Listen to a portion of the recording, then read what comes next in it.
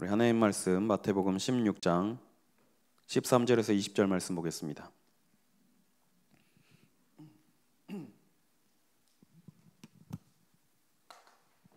마태복음 16장 13절에서 20절 말씀 한 절씩 교독하도록 하겠습니다.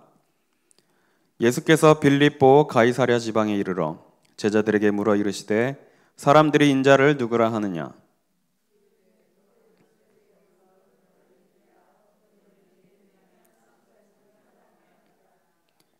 이르시되 너희는 나를 누구라 하느냐?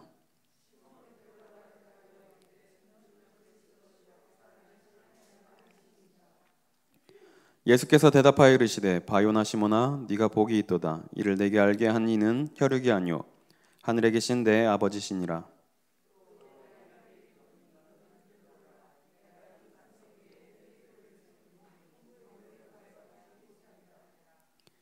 내가 천국 열쇠를 네게 주리니 내가 땅에서 무엇이든지 매면 하늘에서도 매일 것이요 내가 땅에서 무엇이든지 풀면 하늘에서도 풀리리라 하시고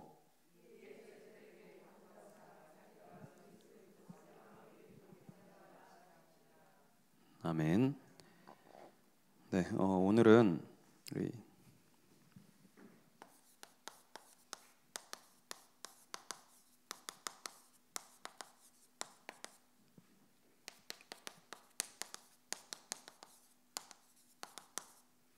지극히 정상적인 신앙생활이라는 제목으로 우리 하나님 말씀을 함께 확인하도록 하겠습니다.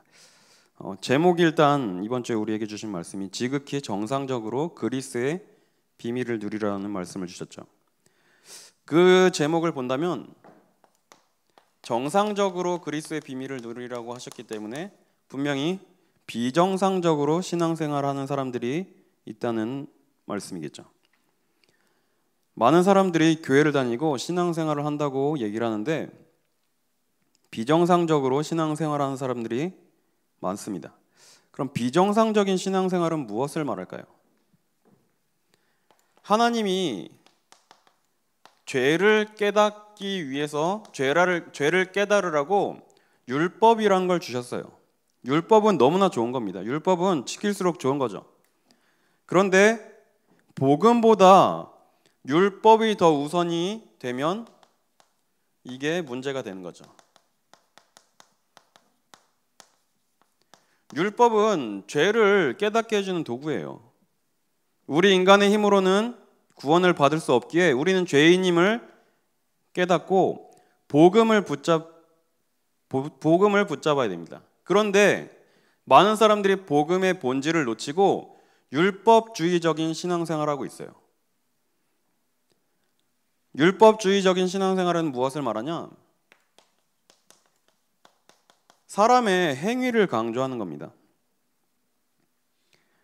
우리가 오늘 읽은 본문 마태복음 16장 앞쪽에 보면 이제 이러한 사람들이 나오죠. 이 시대에 예수님이 계시던 이 시대에 바리새인과 사두개인들이라는 사람들이 있었어요.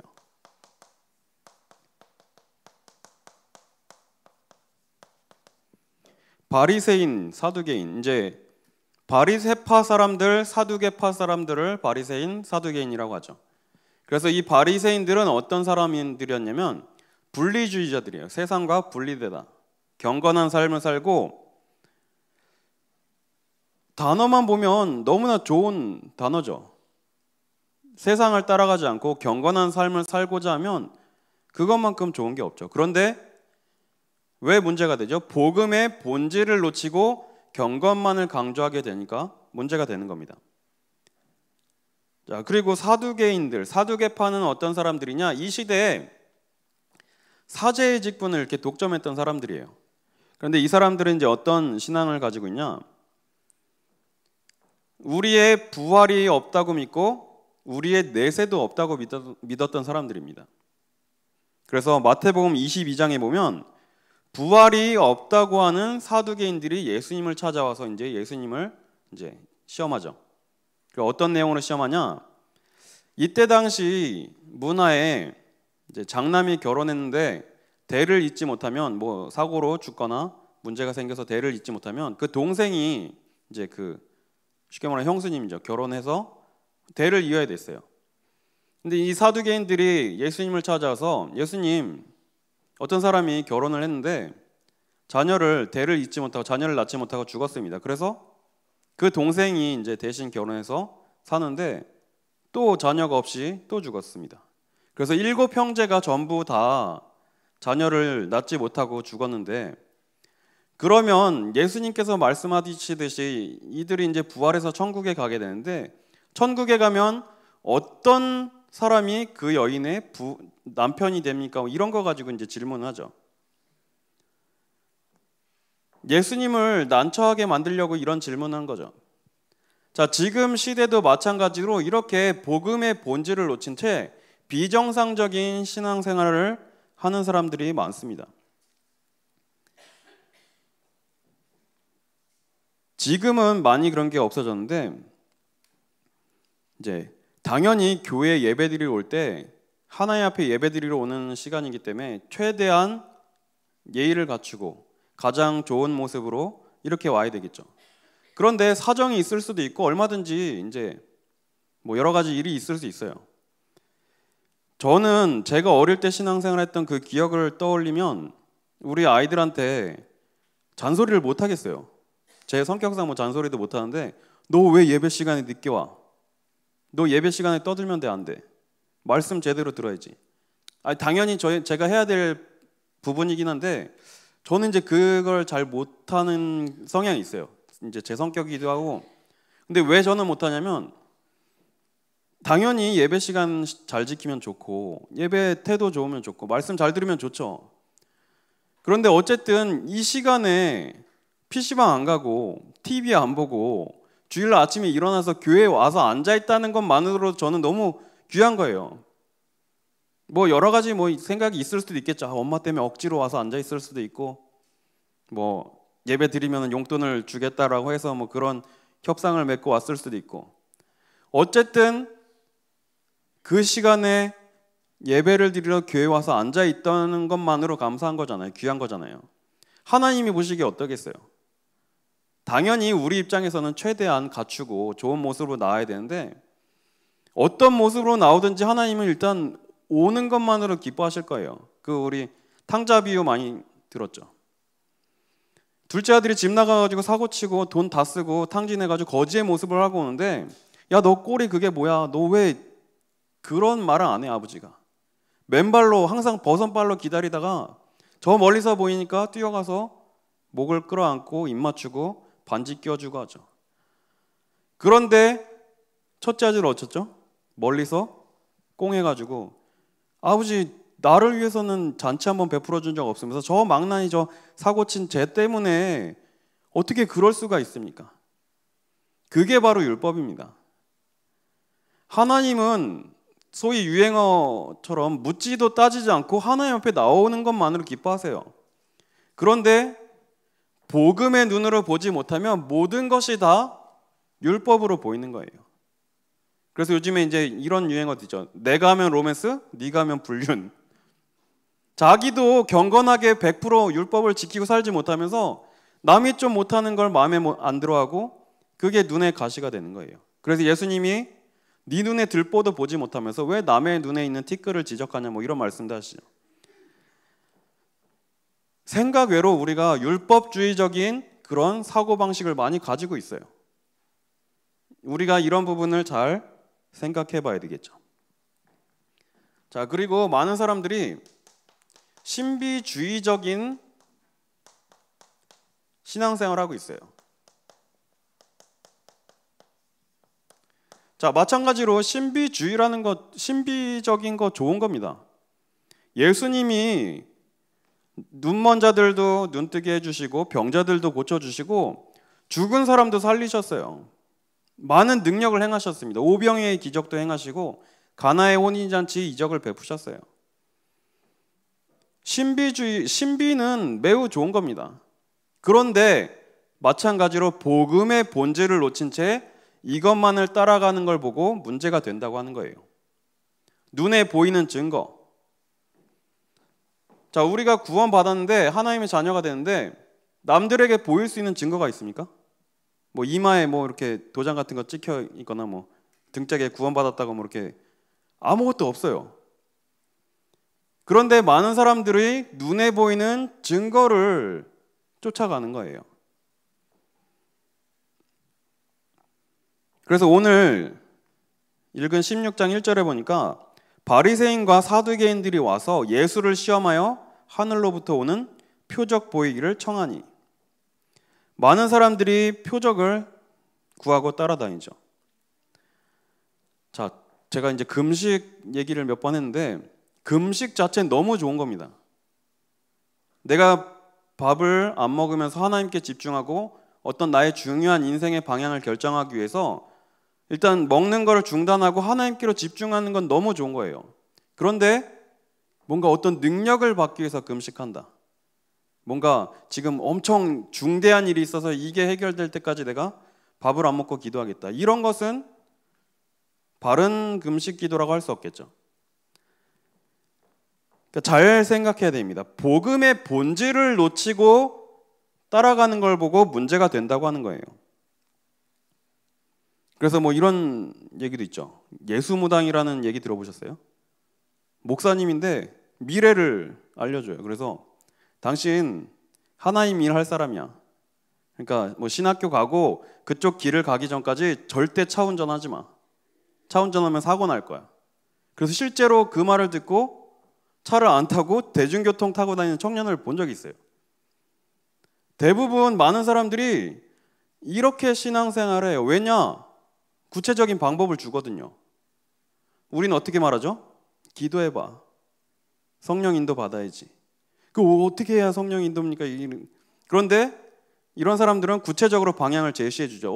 어쨌든 맞든 틀리든 무속인들이 하는 거랑 비슷하죠. 동쪽으로 머리 두고 자지 마. 뭐 이런 거랑 비슷한 거예요. 그리고 제가 어릴 때 그 몇 번 말씀드렸는데 막 심령치료 이런 거 하는 할렐루야 기도원이라는 데를 갔어요. 그래서 멀리서 보는데 막 뱃속에서 이렇게 피덩이, 암덩이 같은 걸 막 꺼낸다고 나중에 이제 사기로 밝혀졌는데 그걸 보고 사람들이 우르르 쫓아다녀요. 자, 그걸 보고 신비주의적인 신앙생활이라고 하는 겁니다. 자, 아까도 계속 말씀드리듯이 이게 나쁘다는 거 아닙니다. 복음을 누리다 보면 신비한 능력이 나타나요. 병도 고쳐지고 방언도 받을 수 있고 여러 가지 그런 말로 설명할 수 없는, 인간의 과학으로 설명할 수 없는 이런 신비적인 능력이 나타나요. 그런데 복음의 본질을 놓친 채 이것만을 따라가는 게 비정상적인 거라고 말씀을 드린 겁니다. 자, 그리고 많은 사람들이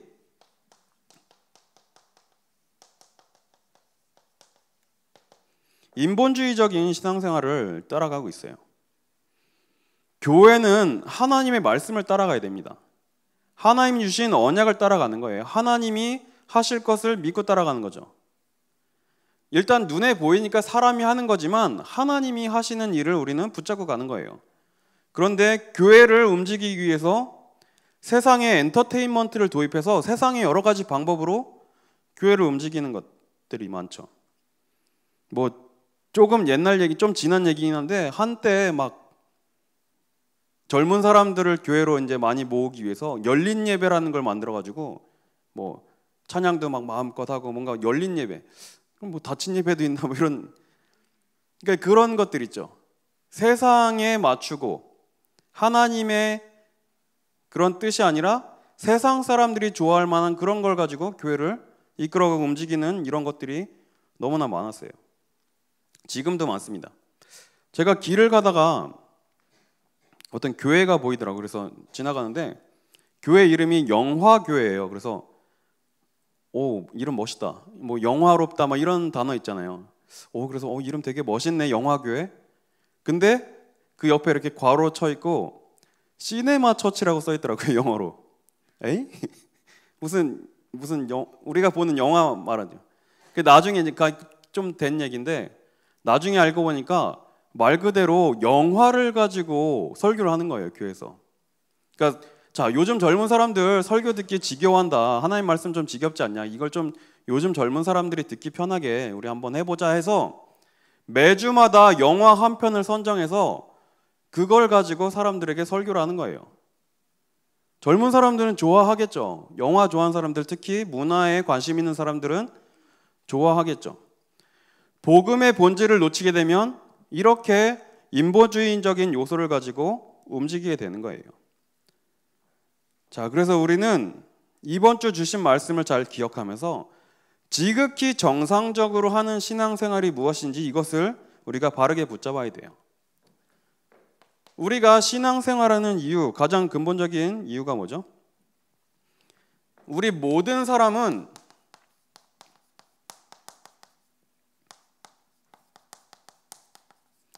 우리의 힘으로 해결할 수 없는 근본 문제 속에서 태어나게 됩니다.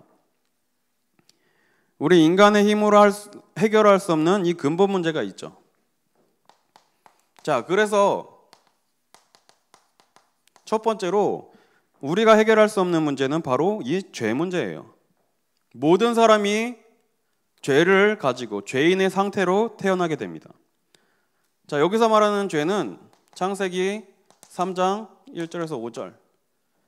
하나님이 먹지 말라고 하신 그 선악과를 먹고 하나님과 거리가 멀어진 이 죄를 말합니다. 단순히 선악과 먹은 자체가 죄가 아니라 하나님의 언약을 파기한 거예요. 하나님과의 언약을 어긴 겁니다.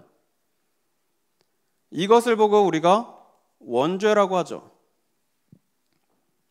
어떤 사람들이 따져요. 아니, 나는 선악과 구경한 적도 없고 뭐 먹으라고 얘기한 적도 없는데 왜 내가 죄인이라고 합니까? 아담이 인간의 대표로서 이 선악과를 먹고 타락하는 순간 우리 모든 사람들은 죄인된 상태로 태어나는 거예요. 그래서 이 원죄는 우리의 힘으로 해결할 수가 없습니다.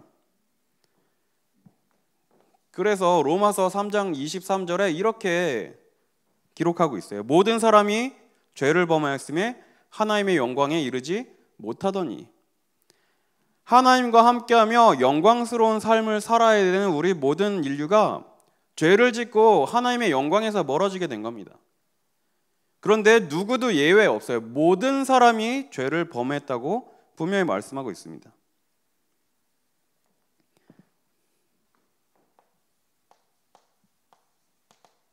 로마서 8장 2절.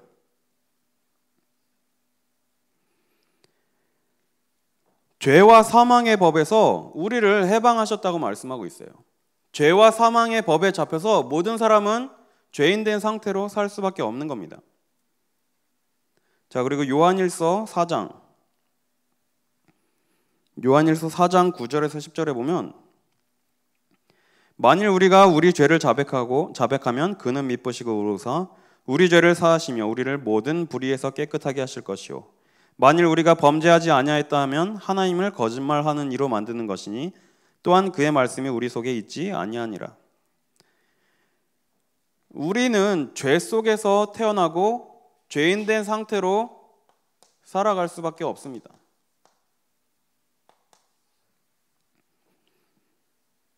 자, 그런데 우리가 이 죄라는 것을 잘 생각해 봐야 될 게 원죄가 있고 매일매일 내가 짓는 자범죄가 있어요. 그리고 하나님께서 우상 숭배하면 3, 4대까지 죄를 묻겠다고 하신 조상의 죄도 있죠. 그런데 많은 사람들이 이 부분을 잘못 이해하고 있는 경우가 있어요. 저는 뭐 그 영화를 보지 못했는데 밀양이라는 영화가 한때 이제 막 흥행을 했죠. 근데 이제 그 내용 정확히 보진 않아서 그냥 스토리만 들어서 대충 알고 있는데 쉽게 말하면 사회에서 어떤 큰 범죄를 저질렀어요. 그럼 피해자가 있죠.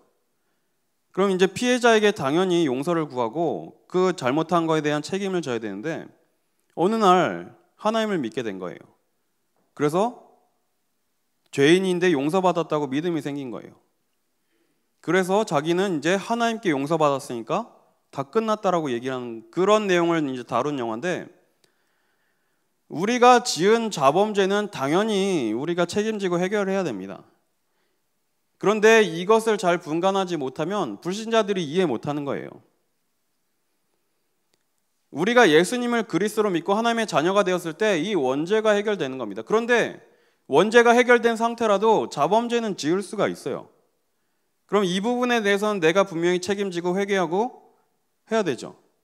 그런데 잘못된 관점을 가지면 이렇게 문제가 될 수 있는 거예요. 자, 그래서 인간이 해결할 수 없는 첫 번째 근본 문제가 뭐냐? 바로 이 죄 문제입니다. 하나님을 떠난 죄는 우리 힘으로 해결할 수가 없어요. 왜냐? 하나님은 보이지 않고 우리가 찾아갈 수 없기 때문이에요. 그리고 두 번째로 인간의 근본 문제가 뭐죠? 죄로 인해서 모든 사람에게 죽음이란 게 시작된 것이 중요한 근본 문제입니다. 히브리서 9장 27절에 한 번 죽는 것은 사람에게 정하신 것이요 그 후에는 심판이 있을 것이라고 분명히 말씀하고 있어요. 모든 사람이 죄를 범하였고 모든 사람이 누구나 다 죽게 되어 있습니다. 그런데 죽음 뒤에 그냥 사라지고 끝나는 것이 아니라 이후에 심판이 있다고 분명히 말씀은 증거하고 있어요. 자, 그런데 어떤 심판을 말하죠? 하나님이 보내신 예수를 그리스도로 믿고 구원받았느냐 믿지 않았느냐 이걸 가지고 심판을 받는 겁니다. 자, 하나님을 떠난 모든 사람들은 허물과 죄로 죽은 상태입니다. 그리고 히브리서 2장 14절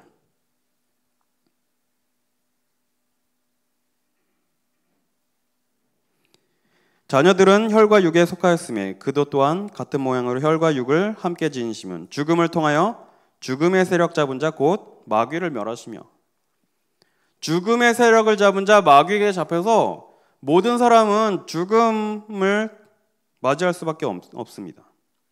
자, 그리고 히브리서 2장 15절 또 죽기를 무서워함으로 일평생 매어 종노릇하는 자들을 풀어주시려고 예수님이 오셨다고 말씀하고 있어요. 죽기를 두려워한다고 분명히 말씀은 증거하고 있죠. 우리 인간의 힘으로 해결할 수 없는 문제가 바로 이 죽음에 관한 문제입니다. 그런데 이 문제의 배후에 누가 있죠? 사단이란 존재가 있는 거예요. 이 마귀라는 존재가 사람들을 속이고 멸망시키려고 지금도 애를 쓰고 있습니다. 그래서 성경에만 이 사단에 대한 기록을 하고 있어요. 사단의 정체를 폭로한 책은 성경밖에 없습니다. 그래서 에베소서 2장 2절에 보면 공중권세 잡은 자라고 이렇게 말하고 있어요. 그리고 우리를 이 사단에게 잡혀서 살고 있는 본질상 진노의 자녀라고 말씀하고 있습니다. 요한복음 8장 44절에 너희는 너희 아비 마귀에게서 났으니 이 마귀는 거짓말쟁이고 처음부터 살인한 자라고 분명히 말씀하고 있어요. 그래서 우리도 아비의 욕심대로 똑같이 살아간다고 이렇게 성경은 증거하고 있습니다. 그 어떤 사람도 그 어떤 훌륭한 사람도 이 문제는 해결할 수가 없습니다. 모든 사람이 여기에 빠져 있어요. 이 문제가 왜 왔냐? 하나님을 떠났기 때문에 온 겁니다. 그래서 그 누구도 이것을 해결할 수가 없어요. 이것을 해결해 보려고 사람들이 열심히 노력합니다. 그리고 어떤 행위를 해봐요. 봉사도 많이 하고 착한 일 하고 여러 가지 많은 것을 해보는데 이걸 해결할 수가 없는 거예요. 그리고 종교를 만들어서 이것을 해결해 보려고 애를 씁니다. 그런데 종교로도 해결할 수가 없죠. 그래서 우리 힘으로 해결할 수 없는 걸 아시고 하나님이 우리를 찾아오셨어요. 우리가 하나님을 찾고 우리가 하나님을 만난 것이 아니라 하나님이 우리를 찾아오신 거예요. 인간의 몸을 입고 예수님께서 이 땅에 오신 것이죠. 그래서 이 문제를 해결하기 위하여 우리에게 복음을 주신 겁니다. 그래서 우리가 지금 신앙생활하는 것을 종교생활이라고 하지 않습니다. 우리는 복음을 누리고 있는 거예요. 자, 그래서 복음은 뭐냐? 우리 힘으로 해결할 수 없는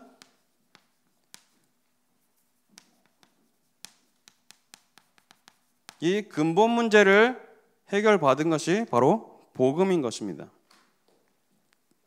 자, 오늘 우리 마태복음 16장을 읽었는데 예수님이 제자들에게 이제 가이사랴 빌립보란 지방에 이제 가셔서 제자들에게 물어보십니다. 야, 얘들아, 사람들이 지금 나를 많이 따라다니고 나를 보고 있는데 사람들이 나를 누구라 하느냐?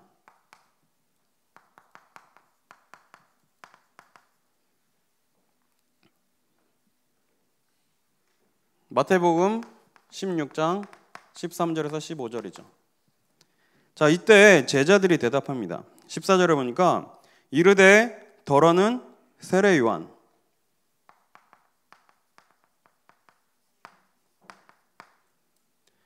세례 요한은 어떤 사람이냐? 이 시대에 헤롯 왕의 잘못을 지적했어요. 그리고 사람들에게 막 광야에서 외쳤습니다. 회개해라. 이제 곧 구원자가 오실 건데 빨리 회개해라. 그러고 많은 사람들에게 중요한 말씀을 전달했어요. 그런데 사람들이 예수님을 보고 세례 요한 같다고 얘기한 겁니다. 자, 예수님도 이러한 일을 하셨죠.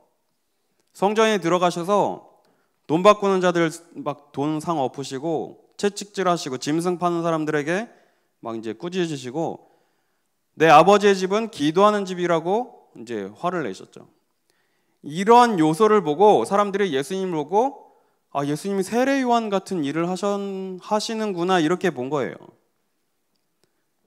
자, 그리고 또 어떤 이는 엘리야 같다고 얘기한다고 제자들이 이렇게 예수님께 말을 했죠. 엘리야는 많은 능력을 나타내는 선지자입니다. 기도했을 때 비가 내리지 않고 또 다시 기도했을 때 비가 내리기도 하고 죽은 사람을 살리기도 하고 바알과 아세라 선지자 850명과의 대결에서 승리한 사람이에요. 기도했는데 하늘에서 불이 내릴 만큼 이런 능력을 행하는 사람입니다. 또 죽음을 보지 않고 하늘로 승천했죠. 예수님을 보고 야, 예수님 많은 능력을 나타내시네. 막 오병이어의 기적도 나타내시고 병자도 고치시고 죽은 사람도 살리시고 와, 엘리야 같이 이런 능력을 나타내시는 분이구나 이렇게 사람들이 본 거예요. 그리고 또 어떤 사람들은 예레미야 같다고 한다고 이렇게 얘기를 했죠. 예레미야는 이스라엘 유다 민족이 이 언약을 놓쳤기 때문에 바벨론의 포로로 가고 멸망할 것을 말씀을 통해서 확인한 선지자예요. 그래서 민족이 멸망당하고 고난당할 것을 미리 알고 애통하고 슬퍼했던 선지자입니다. 예수님이 이스라엘을 보면서 슬퍼하시고 눈물을 흘리셨어요. 앞으로 이제 고난당하고 2000년 동안 유리방황하는 민족이 될 텐데 이들을 보고 불쌍히 여기셨어요. 그래서 예수님 보고 예수님이 예레미야 같다라고 이렇게 얘기한다고 제자들이 얘기했죠. 그리고 또 뭐라고 얘기하죠? 선지자 중에 한 명 같다고 얘기한다고 이렇게 제자들이 보고를 했습니다. 많은 사람들이 무리들이죠. 복음의 본질을 놓치고 신앙생활하고 있어요. 예수님을 봤는데 예수님이 사역하시는 것을 따라다녔는데 예수님은 이 인간의 근본 문제를 해결하러 오신 그리스도이신데 이 본질을 놓친 채 눈에 보이는 것만 가지고 판단하는 거예요. 아, 예수님은 세례 요한 같은 분이구나. 엘리야 같은 분이구나. 예레미야 같은 분이구나. 그리고 지금까지 있었던 많은 선지자 중에 한 명 같구나 이렇게 사람들이 본 겁니다. 그런데 많은 무리들의 고백과 달리 제자들은 예수님을 그리스도라고 고백하죠. 특히 베드로가 마태복음 16장 16절에 주는 그리스도시요 살아계신 하나님의 아들이시니다 고백을 하죠. 예수님이 그리스도이시라는 고백은 우리 인간의 힘으로 해결할 수 없는 이 세 가지 문제를 해결하실 그 언약의 주인공이십니다라는 고백입니다. 우리 죄 문제를 해결할 수 없기에 그리스도를 보내셨어요. 우리 죽음의 문제를 해결할 수 없게 그리스도를 보내시고 이 사단의 세력을 이길 수 없게 그리스도를 보내신 겁니다. 이 그리스도가 이 땅에 오셨는데 그분이 바로 예수님 당신입니다라고 고백한 거예요. 이게 바로 복음의 본질입니다. 예수님은 우리 인간의 노력으로 행위로 종교로 해결할 수 없는 이 인간의 근본 문제를 해결할 주인공으로 오신 거예요. 그래서 우리 성도님들이 이 복음의 본질을 붙잡고 신앙생활 하셔야 돼요. 이게 바로 지극히 정상적인 신앙생활 하는 겁니다. 복음의 본질을 붙잡고 하는 신앙생활을 보고 정상적인 신앙생활을 하는 거예요. 이 본질을 놓치면 어떻게 되죠? 저렇게 율법주의적인 신앙생활에 빠지던가 신비주의적인 인본주의적인 신앙생활에 빠지게 돼 있어요. 그리고 이러한 사람들이 보여줬던 이런 표적을 따라가게 되는 거예요. 자, 우리는 눈에 보이는 이런 것을 따라가는 것이 아니라 오직 예수를 그리스도라 고백하고 믿는 이 신앙을 따라가야 되는 줄 믿습니다.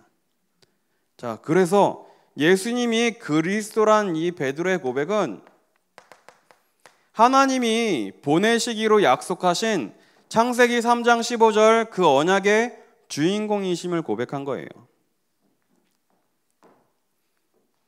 그리고 이 고백한 베드로에게 예수님이 많은 복을 주셨죠. 축복하셨죠. 베드로에게 주신 이 신분과 권세를 누리고 사는 것이 지극히 정상적인 신앙생활인 거예요. 요한복음 1장 12절 영접하는 자 곧 그 이름을 믿는 자들에게 하나님의 자녀가 되는 권세를 주셨으니. 많은 사람들이 예수님이 오셨는데 믿지 않았어요. 받아들이지 않았어요. 그런데 영접하는 자들은 하나님의 자녀가 되는 권세를 주셨다라고 말씀하고 있습니다. 그래서 우리는 하나님의 자녀가 되었고 하나님 자녀의 신분과 권세를 누리고 사는 거예요. 그리고 오늘 베드로에게 여러 가지 말씀을 주시죠.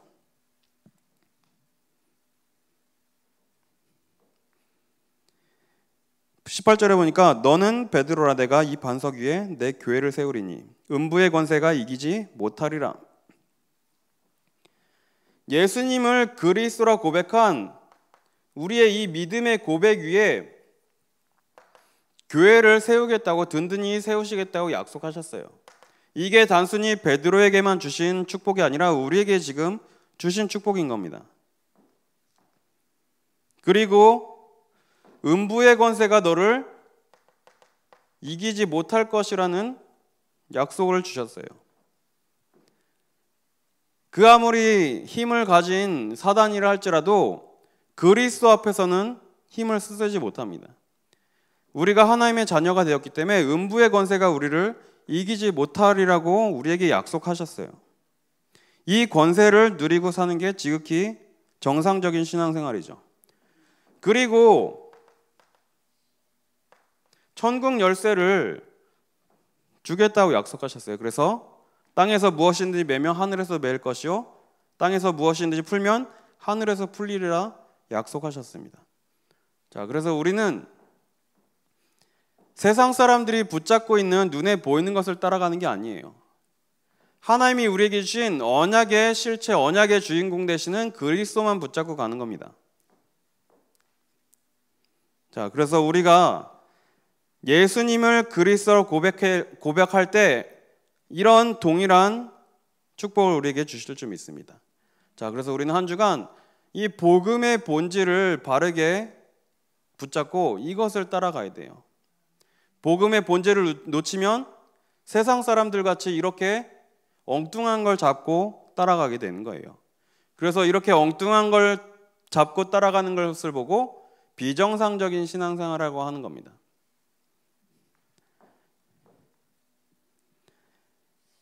이 복음의 본질을 놓치고 엉뚱한 걸 따라가다 보니까 복음이 땅에 떨어지고 교회가 조롱당하고 무시당하게 된 겁니다. 뭐 여러 가지 이런 사회적인 지탄을 받고 있죠. 왜 그러냐? 뭐 예수님이 분명히 말씀하셨어요. 우리가 바른 복음을 전하면 당연히 내 이름 때문에 미움을 받게 될 것이라고 말씀하시겠는데, 복음 때문에 당하는 미움은 괜찮습니다. 핍박은 얼마든지 받아도 돼요. 그런데 복음 때문이 아니라 엉뚱한 것 때문에 무시당하고 조롱당하는 것은 막아야 되겠죠. 제가 초등학교 6학년 때 이 얘기도 몇 번 말씀드렸는데, 담임 선생님이 이제 여자분이셨는데 아직도 성함을 잊을 수가 없습니다. 성함이 이제 홍광자 선생님인데 숙제를 내주셨어요. 야, 얘들아, 해가 이렇게 도는데, 해가 도는 게 아니죠. 지구가 도는 거죠. 운동장에다 막대기 이렇게 하나 꽂아놓고 시간별로 이렇게 그림자를 체크해서 한번 그려봐봐. 이런 숙제를 내주셨어요. 토요일 날. 그 말은 이제 주말에 이 숙제를 해야 되는데, 제가 그때 이제 어릴 때 교회를 다니는데 멀리 다녔어요. 차 타고 한 1시간 반, 2시간 이렇게 가야 되는. 그래서 저는 당연히 교회 가는 게 우선이라고 생각해서 숙제를 안 해갔습니다. 선생님이 야, 숙제 안 했는 애들 다 나와. 그래가지고 한 명씩 이유를 물어보셨어요. 그래서 정당한 이유가 있으면 그래, 너 들어가.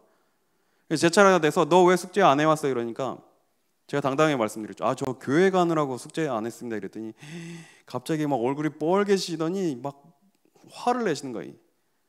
그러면서 막 애들한테 야, 얘처럼 믿으면 안 된다고.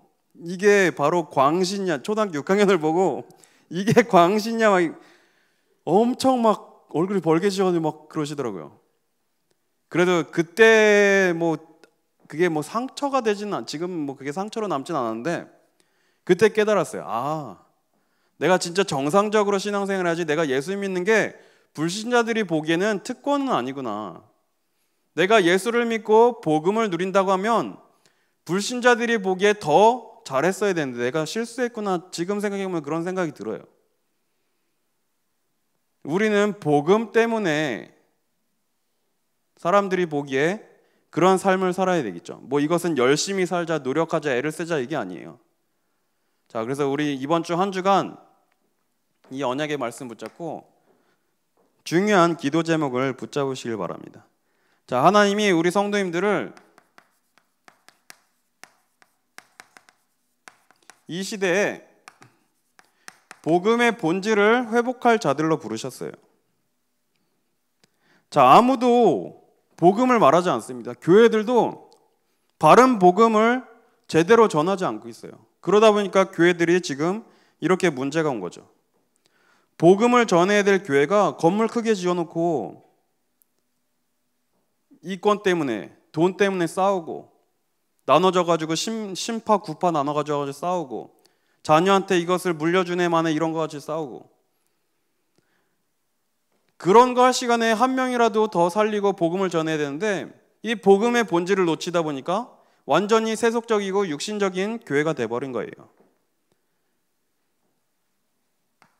하나님이 이러한 시대에 우리 성도님들을 부르시고 복음의 본질을 회복하라는 언약을 주셨어요. 자, 그래서 로마서 1장 2절에 보니까 이 복음은 하나님이 선지자들을 통하여 그의 아들에 관하여 성경에 미리 약속하신 것이라. 복음은 하나님이 성경에 많은 선지자들을 통하여 하나님의 아들에 대해서 약속하신 겁니다. 우리는 이 복음의 본질을 회복할 자들이에요. 그리고 오늘 베드로의 고백처럼 많은 사람들이 예수님을 보고 세례 요한, 엘리야, 에레미야 선지자 같다고 하는데 예수님만이 그리스도라는 고백을 하는 자들로 우리를 부르신 거죠. 자, 그래서 우리는 날마다 복음의 본질을 회복해야 되는데 이 구원은 비밀이라고 말씀하셨어요. 그래서 우리는 그리스도만 바르게 붙잡고 복음의 본질을 회복할 자들로 부르신 줄 믿습니다. 자, 그리고 우리는 지금 이 시대에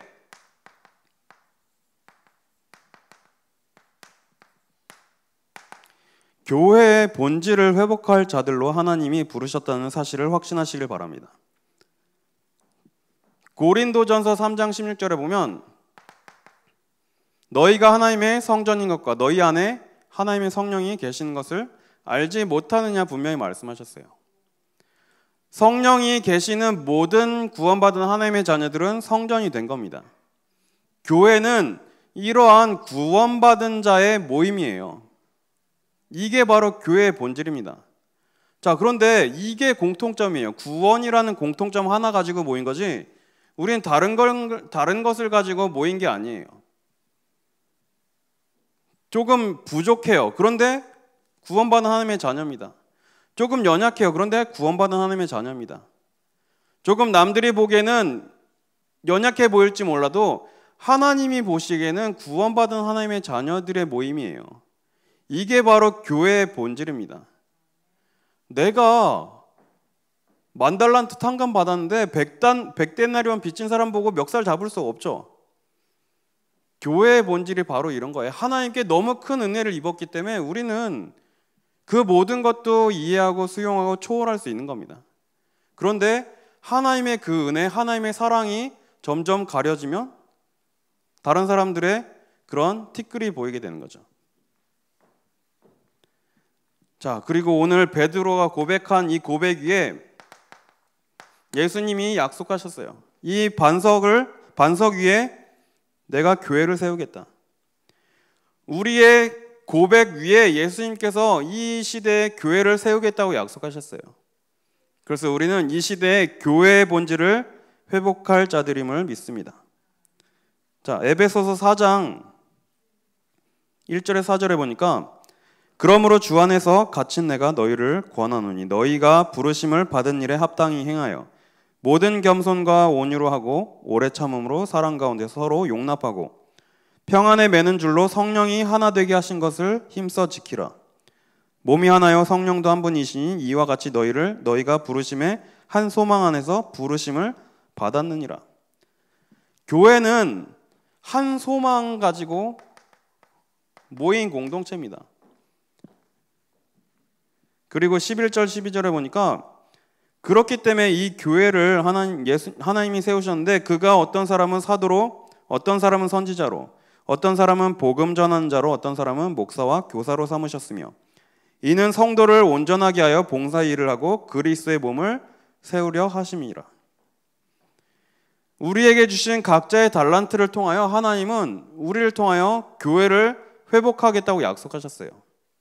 자, 그래서 우리를 이 시대의 교회의 본질 회복할 자들로 부르신 줄 확신하시길 바랍니다. 자, 그리고 마지막으로 우리는 이 시대에 이 전도의 본질을 회복할 자들로 부르셨어요.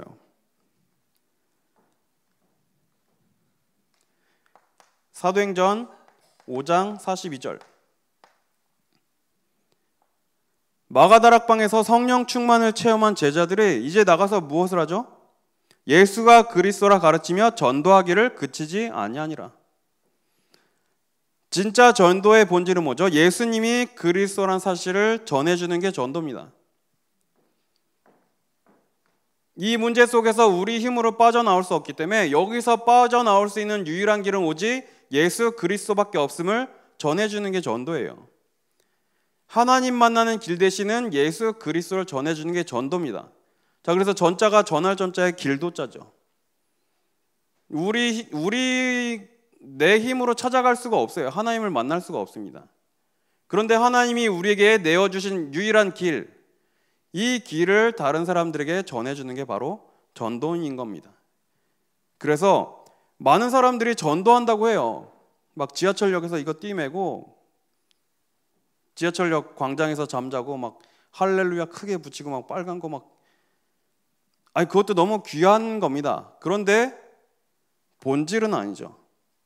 내 모든 삶을 다 팽개쳐 놓고 나가서 전도만 하라 말씀하시지 않았어요. 우리의 모든 삶의 바운더리 속에서 하나님이 우리를 통하여 하실 이 전도가 있는 겁니다. 자, 그래서 이번 한 주간 이것을 언약으로 붙잡고 승리하는 우리 성도님들 되시기를 기도하겠습니다. 하나님 감사합니다. 이 시대에 우리를 하나님의 자녀로 부르시고 귀한 고백을 하게 하시니 감사드립니다. 많은 사람들이 복음의 본질을 놓치고 신앙생활하고 있는 이 시대에 우리를 통하여 복음의 본질을 회복하게 하여 주옵소서. 교회의 본질을 회복하며 전도의 본질을 회복하여 많은 사람들을 살리는 일에 가장 귀하게 헌신하는 우리 귀한 성도님들 되게 하여 주옵소서. 살아계신 우리 주 예수 그리스도의 이름으로 감사하며 기도드립니다. 아멘.